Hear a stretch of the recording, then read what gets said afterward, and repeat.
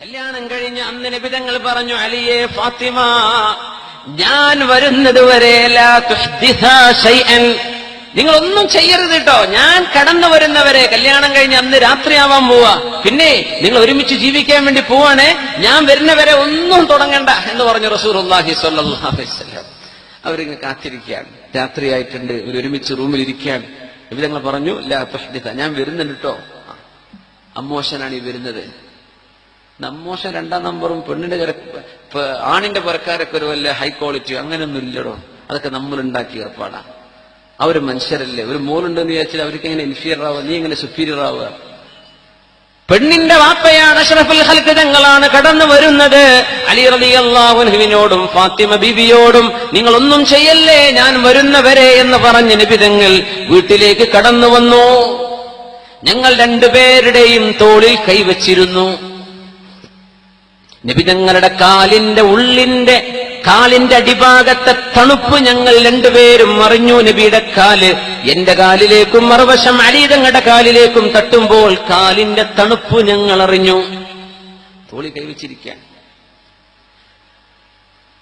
അല്ലാഹുമ്മ, പടച്ചവനെ, ദുആ ചെയ്യുന്നുണ്ട് നബി തങ്ങൾ. ഇതാണ് അവിടെ വേണ്ടത്, ദുആ ചെയ്യുകയാണ്.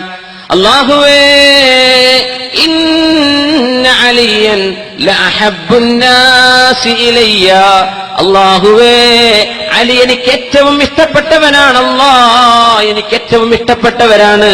അതുകൊണ്ട് അലിയെ നീ തൃപ്തിപ്പെടണം പടച്ചവനെ. വഇന്ന ഫാത്തിമ, ഫാത്തിമ ബീവി എന്റെ മക്കളിൽ എനിക്ക് ഏറ്റവും ഇഷ്ടപ്പെട്ടവളാണ്. അല്ലാഹ്, ഫാത്തിമയെ നീയും ഇഷ്ടപ്പെടണേ. ആദ്യത്തെ ദുആ. അലിയെ, നിങ്ങൾ കൈതരൂ, ഫാത്തിമയുടെ കൈപിടിച്ചേക്കണം. രണ്ടുപേരും കാവൽ ചോദിച്ചേക്കണം, അല്ലാഹുവിനോട് കാവൽ ചോദിച്ചേക്കണം. അതുകൊണ്ട് അലിയെ, നിങ്ങൾ എഴുന്നേറ്റ് നിന്ന് ഫാത്തിമയുടെ തലയിൽ കൈവെക്കൂ, നിങ്ങളുടെ വലത് കൈ. ഞാൻ പറയുന്ന വാക്കുകൾ നിങ്ങൾ ചൊല്ലിയേക്കണം.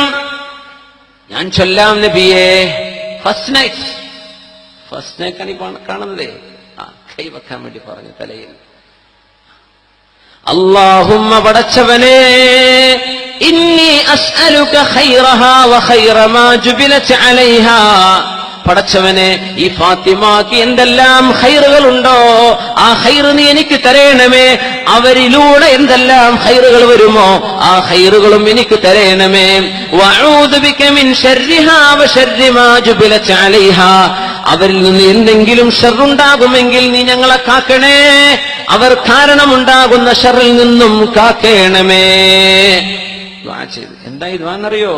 ഫാത്തിമ ബീവിയിൽ എന്തെല്ലാം ഖൈറുണ്ടോ അതും, തന്റെ ഭാര്യയിൽ എന്തെല്ലാം ഖൈറുകളുണ്ടോ അതും, ഭാര്യ കാരണമുണ്ടാകുന്ന ഖൈറുകൾ എന്തൊക്കെയുണ്ടോ അതും നീ തരണേ അല്ലാഹ്.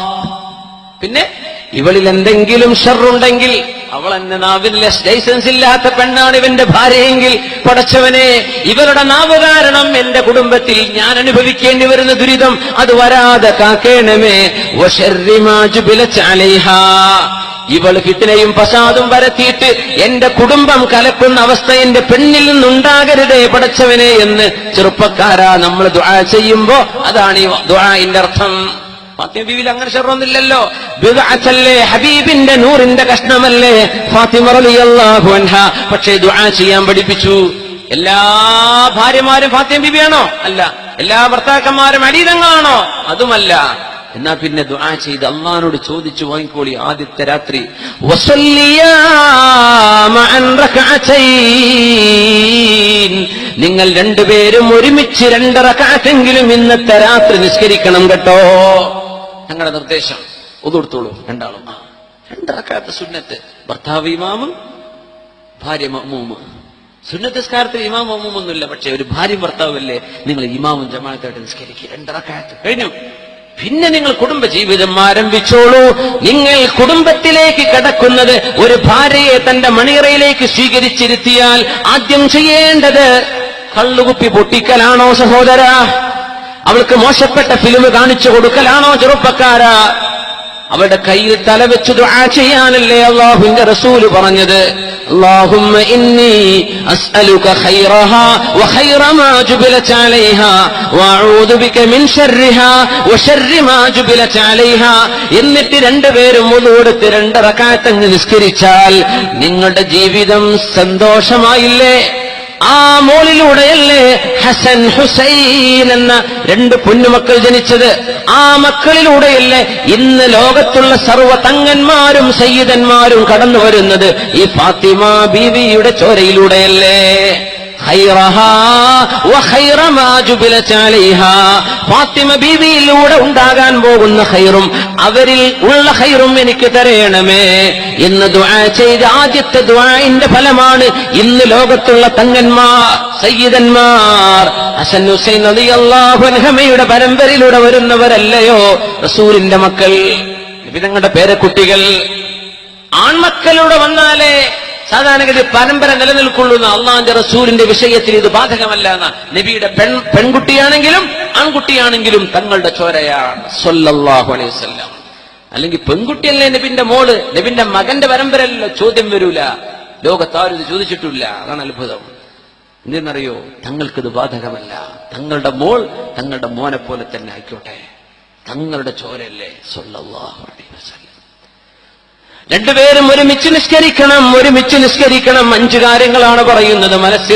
മനസ്സുകൾക്കിടയിൽ സ്നേഹമുണ്ടാകണമെങ്കിൽ ഒരുമിച്ചുള്ള നിസ്കാരം വേണം. എപ്പോഴെങ്കിലും നിസ്കരിച്ചിട്ടുണ്ടോ ഒരുമിച്ച്? ഭാര്യ ഭർത്താവും ഒരുമിച്ച് നിസ്കാരം ഉണ്ടായിട്ടുണ്ടോ? അങ്ങനെ ഉണ്ടെങ്കിൽ അല്ലാഹു തആല അവരുടെ മനസ്സിൽ സ്നേഹം നൽകിയേനെ. അല്ലാഹു തആല മനസ്സുകൾക്കിടയിൽ സ്നേഹം ഉണ്ടാക്കി എന്നാ പറഞ്ഞത്. ആ സ്നേഹം എങ്ങാനും നഷ്ടപ്പെട്ടിട്ടുണ്ടെന്ന് തോന്നുകയാണെങ്കിൽ പരിഹരിക്കാനുള്ള ഒന്നാമത്തെ ചികിത്സ എന്താ? 2 പേരും ഒരുമിച്ചെങ്കിലും സുന്നത്ത് നിസ്കരിക്കണം. രാത്രിയിൽ നിരന്തരം ഒരു ദിവസം 1 തവണയെങ്കിലും ഇശാ കഴിഞ്ഞിട്ട് വീട്ടിലേക്ക് എത്തുക. ഉറങ്ങാൻ പോവുകയാണ്. ഉറങ്ങാൻ പോകുമ്പോൾ എന്തായാലും ഒതുർക്കൽ സുന്നത്താണ്. ഉറങ്ങാൻ പോകുമ്പോൾ ഒതുർക്കൽ സുന്നത്താണ്. ഉറങ്ങിയ ഒതുമുറി കുഴപ്പമില്ല, ഭാര്യ തൊട്ട ഒതുമുറി ആയിക്കോട്ടെ. ഉറങ്ങാൻ പോകുമ്പോൾ നിനക്ക് ഒതുവാണ്, അത്രേ ഉള്ളൂ. ബെഡ്റൂമിലേക്ക് വരികയാണെങ്കിൽ എന്ത് ചെയ്യണം? ഒതുടുത്തിട്ട് വരണം. ബെഡ്റൂമിലേക്ക് വരുന്നതിന് മുമ്പ് തന്നെ ഒതു മുറിക്കണ്ട. ബെഡ്റൂം വരെ ഒതുണ്ടായാൽ മതി. പിന്നെ ഒതു മുറിഞ്ഞോട്ടെ, എന്തൊരു കുഴപ്പമൊന്നുമില്ല. അങ്ങോട്ട് വരുമ്പോ ഒതു വേണം. നബി 2 റക്അത്ത് നിസ്കരിച്ചോട്ടെ. ചില ആൾക്കാർ അങ്ങനെ പറയും, എന്താ ഇപ്പൊ ഹദീസ് ഇങ്ങനെ ഒതുടുക്കാൻ വേണ്ടി പറഞ്ഞു? ഒരു തൊട്ട ഒതു മുറിയും ചെയ്യും, കടന്നുറങ്ങിയാലും ഒതു മുറിയില്ലേ? അതിന് കുഴപ്പമില്ല, നിങ്ങൾ വരുമ്പോ ഒതു വേണം. സുബ്ഹാനല്ലാഹ്, ഇന്നൊക്കെ എത്ര സൗകര്യമാണ്. ബാത്റൂം അറ്റാച്ച്ഡ് ബെഡ്റൂമുകളല്ലേ, എന്നാലും നമ്മൾ ഒതുടുക്കൂലാണ്. പിന്നെ ഇനി എങ്ങനെ ഒതുടുക്കുക? കൈമക്കാരെ ഒഴിച്ചേണ്ടി വരും. പിന്നെ അല്ലേ, സ്വന്തം മുമ്പൊക്കെ അത് കിണറ്റിന്റെ അടുത്ത് വന്നിട്ട് മുക്കി കോരി എടുത്തുണ്ടാക്കേണ്ടി വരും അല്ലേ? നമ്മളൊരു 10-25 കൊല്ലം അങ്ങോട്ടൊക്കെ ആലോചിച്ചാലേ. ഈ മോട്ടോർ പൈപ്പൊക്കെ ഒന്നുണ്ടോ? നിങ്ങൾ വളവയിലുണ്ടോ എന്ന് എനിക്കറിയില്ല, എന്റെ നാട്ടിലൊന്നും ഇല്ല. കൊട്ടക്കൂരിയും കയറൊക്കെ വെച്ചിട്ട് മുക്കിയിട്ട് എന്ത് ചെയ്യണം, എടുക്കേണ്ട ഒരവസ്ഥ. ഒരു 25 കൊല്ലം മുമ്പൊക്കെ അങ്ങനെയല്ലേ? കിണറ്റിനടുത്തേക്ക് പോണ്ടേ, ടോയ്ലറ്റൊക്കെ പുറത്താണ്. അങ്ങനെയൊന്നും ഇല്ലല്ലോ. എന്ത് റാഹത്താണ്. ഒന്ന് ഒതുടുത്തിട്ട് കയറാൻ വല്ല പ്രയാസമുണ്ടോ? നമ്മുടെ സ്വന്തം റൂമിൽ സൗകര്യമില്ലേ? അല്ലാഹ് ചോദിച്ചാൽ നിങ്ങൾ എന്താ പറയാ? എന്റെ റസൂൽ നിങ്ങളോട് പറഞ്ഞിട്ടില്ലേ നിങ്ങളൊന്ന് ഒതുടുത്തിട്ട് വരണട്ടോ ബെഡ്റൂമിൽ ഉറങ്ങാൻ വരുമ്പോഴും? നിങ്ങൾ എന്ത് എടുക്കാൻ? അല്ലാഹ് വെള്ളമല്ലായിരുന്നു? എന്ത് വെള്ളമല്ലായിരുന്നു? സ്വന്തം റൂമിൽ തന്നെ വെള്ളമല്ലേ? എന്തുകൊണ്ട് ചെയ്തില്ല എന്ന് അല്ലാഹ് ചോദിക്കുമ്പോൾ ഒരു കാരണം നിങ്ങൾ കണ്ടുവച്ചേക്ക്. എനിക്കൊന്നും കാണാൻ കിട്ടുന്നില്ല. എന്താണ് നിന്റെ റസൂല് പറഞ്ഞ സുന്നത്ത് നിങ്ങൾ എന്തുകൊണ്ട് എടുത്തില്ല എന്ന് ചോദിച്ചാൽ മറുപടി കണ്ടേക്കണം. ഓതുണ്ടാക്കിയിട്ട് ഉറങ്ങാൻ പോവാണ് ഇൻഷാ അല്ലാഹ്. അല്ലാഹു നമ്മെ സഹായിക്കുമാറാകട്ടെ. അല്ലാഹു നമ്മെ സഹായിക്കട്ടെ. ഇതെല്ലാവർക്കും കല്യാണം കഴിച്ചവർക്കും കഴിക്കാത്തവർക്കൊക്കെ ഒതുടുത്തിട്ട് പോകണം എന്ത് ചെയ്യാൻ? ഉറങ്ങാൻ പോകാൻ. 2 ഖിറാഅത്തുൽ ഖുർആനി മഅൻ, ഒരുമിച്ച് നിങ്ങൾ ഒരൽപ്പനേരെങ്കിലും ഖുർആൻ ഓതണം.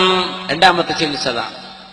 മനസ്സ് നമ്മൾ യോജിക്കണം, യോജിച്ചു പോകണമെന്ന് താല്പര്യമുണ്ട്. പക്ഷെ എന്തോ മനസ്സ് നമ്മൾ യോജിക്കണില്ല. 2ാമത്തെ ചികിത്സ ഒരു അല്പമെങ്കിലും, വലൗ റുബ്അ സഫ്ഹത്തിൻ, ഒരു പേജിന്റെ 4 വരി ഒപ്പോത്. 2 പേരും മുസാഫ് എടുത്തിട്ട് 2 പേരും ഒരുമിച്ചിരിക്കുക. എന്നിട്ട് 2 പേരും ഒരു നേരം അള്ളാഹു നോക്കുമ്പോ ഭാര്യയും ഭർത്താവും എന്റെ കലാം ഓതിക്കൊണ്ടിരിക്കുകയാണ്. അൽഹംദുലില്ലാഹ്. ഭാര്യയും ഭർത്താവും എനിക്ക് വേണ്ടി തക്ബീർ ചൊല്ലി നിസ്കരിച്ചുകൊണ്ടിരിക്കുകയാണ്. 2 പേരുടെയും മനസ്സ് അള്ളാഹുവിലേക്ക്. പിന്നെ റബ്ബിന്റെ സഹായം ഇറങ്ങി വരും. ഇതാണ് വിഷയം. 2 പേരും ഒരുമിച്ച്, ഒരാൾ സീരിയൽ ഒരാൾ ഖുർആൻ, അതല്ല, 2 എല്ലാം കൂട്ടിച്ചിട്ട് നമ്മൾ ഖുർആൻ ഓതാൻ 2 പേരും. 1 പേജ്, അര പേജ്, 4 വരിയെങ്കിലും ഒരു ദിവസം ഓതണം. ഇത്തരക്കാർ അല്ലാത്തവർക്കും ചെയ്യട്ടോ.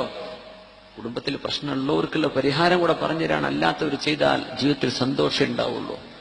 അള്ളാഹു സഹായിക്കുമാറാകട്ടെ.